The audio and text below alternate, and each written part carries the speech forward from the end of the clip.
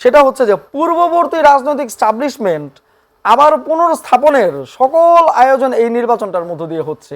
5 বছর পর পর সরকার চেঞ্জ হয়েছে, কিন্তু আচরণগত দিক থেকে তারা মূলত সেই কলোনিয়াল সিস্টেমের মধ্যেই কিন্তু রয়ে গেছে। এখন মানুষের মধ্যে আইন ভঙ্গ করার প্রবণতাটা বেশি কেন?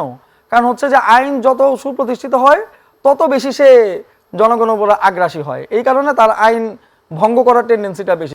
একটা প্রশ্ন সবসময় আমার ভিতরে আসে আর কি, আপনি প্রথম সারির একজন নেতা এনসিপির ছিলেন, পদত্যাগ কেন করলেন?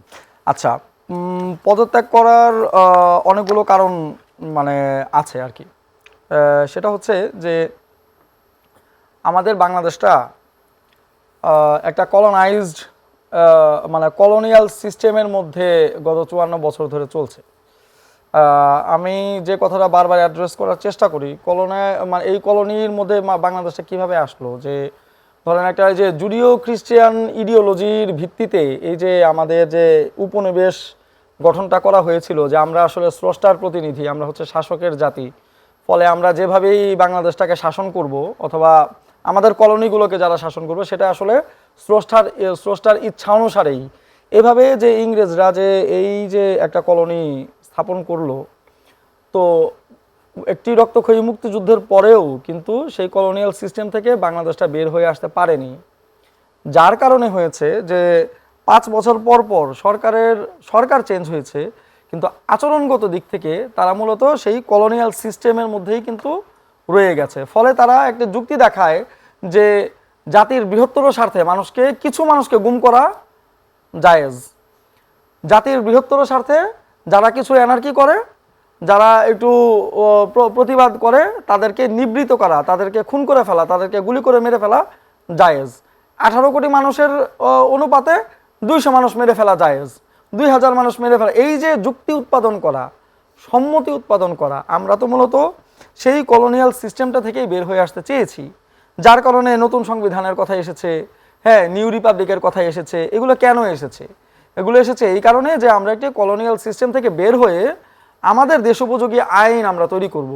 আমার যেই সমাজ, আমার যেই ধর্মীয় মূল্যবোধ, আমার সামাজিক মূল্যবোধ, এগুলোকে আমলে নিয়ে আমি মানে কারা আইন তৈরি করবে? মানে বাংলাদেশের জনগণ যখন আমরা বলেছি শেষ করি যেটা যার জন্য আমরা গণপরিষদ নির্বাচনের কথা বলছিলাম, যে সকল শ্রম কর্ম পেশার ভিত্তিতে মানুষদেরকে একটি গণপরিষদ গঠন করা হোক, যারা এমন কিছু আইন তৈরি করবে যেটা নাকি আমার সোসাইটিকে রিপ্রেজেন্ট করে। এখন মানুষের মধ্যে আইন ভঙ্গ করার প্রবণতাটা বেশি কেন?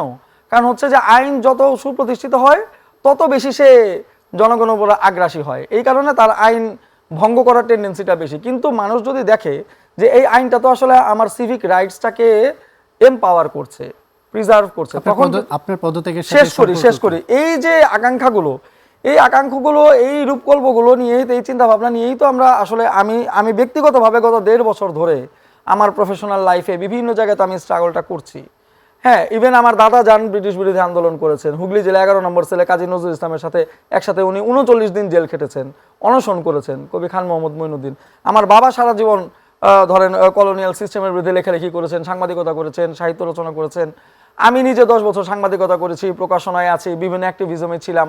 ফলে এই যে 1.5 দশকের যে একটা জার্নি, যখন এনসিপি বলল যে আমরা নিউ রিপাবলিক চাই, আমরা নতুন সংবিধান চাই, আমরা এই কলোনিয়াল সিস্টেমটা থেকে দেশের মানুষকে মুক্তি দিতে চাই, একটি বৈষম্যহীন রাষ্ট্র গঠন করতে চাই, তখন তারা আমার কমরেড ছিলেন, তারা আমার সহযাত্রী ছিলেন।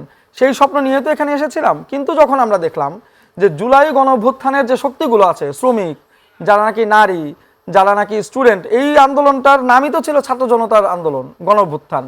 কোথায় আজকে ছাত্রদেরকে একটি বৃহত্তর রাজনৈতিক জনগোষ্ঠী হিসেবে গড়ে তোলার যে কাজটা, নারীরা আজকে কোথায়? তারা তো ভাইয়ের লাশ নিয়ে মিছিল করেছে, অথচ তাদেরকে সবার আগে পর্দার অন্তরালে পাঠিয়ে দেওয়া হয়েছে।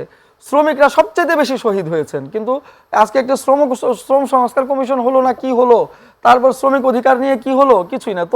ফলে যেটা বলতে চাচ্ছি আমি, যে গণঅভ্যুত্থানের যে রাজনীতি, জুলাইয়ের যে রাজনীতি, সেই রাজনীতির জোয়ালতে এনসিপি কাঁধে তুলে নিয়েছিল।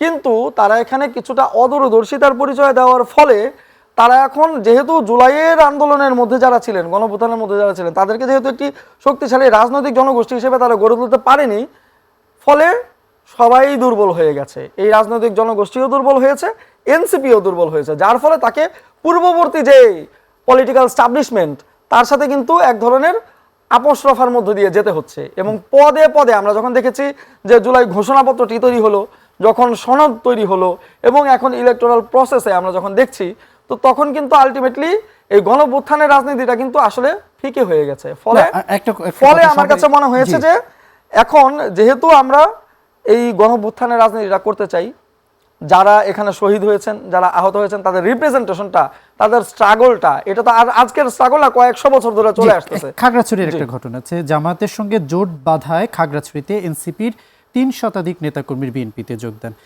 আপনাদের ক্ষেত্রেও তো এটা বলা হচ্ছে জামাতের সাথে জোট করার কারণে আপনারা পদত্যাগ করেছেন। না, এটা এক ধরনের ফ্রেমিং।